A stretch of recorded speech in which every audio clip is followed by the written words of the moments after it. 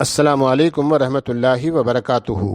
معروف عالم دین مولانا جلیل احسن ندوی رحمہ اللہ کی مشہور و معروف کتاب سفینہ نجات کے باب روزہ کے ذیلی عنوان روزہ اور تراویح کا اجر سے حدیث نمبر 66 پیش کرنے کی سعادت حاصل کرتا ہوں۔ بسم اللہ الرحمن الرحیم۔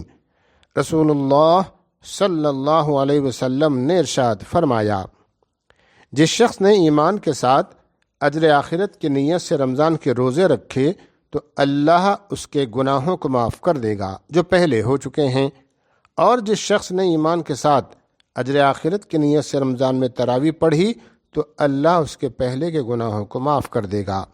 اس حدیث مبارکہ کو روایت کیا ہے بخاری اور مسلم نے۔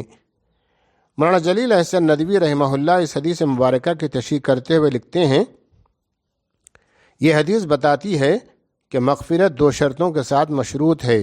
اول یہ کہ وہ مومن ہو، جس کا مطلب یہ ہے کہ بغیر ایمان لائے اگر کوئی رمضان کے روزے رکھے گا تو اس کا روزہ مقبول نہ ہوگا۔ دوسری شرط یہ کہ روزہ رکھنے کا محرک صرف خدا کی خوشنودی اور آخرت میں اجر پانے کی نیت ہو۔ اگر نیت کچھ اور ہے تو ایسے مسلمان کے روزوں کی اللہ کے یہاں کوئی قیمت نہیں۔ اخلاص نیت کے باب کی حدیثیں دوبارہ دیکھ لیجئے۔ جن گناہوں کے معاف کرنے کا وعدہ اس حدیث میں کیا گیا ہے ان سے وہ گناہ مراد ہیں جن کا تعلق خدا سے ہے۔ رہے وہ گناہ جو حقوق العباد سے تعلق رکھتے ہیں وہ معاف نہ ہوں گے۔ ان کی معافی کی صرف ایک شکل ہے اور وہ یہ ہے کہ آدمی صاحب حق کو اس کا حق لوٹا دے یا وہ اسی دنیا میں معاف کر دے۔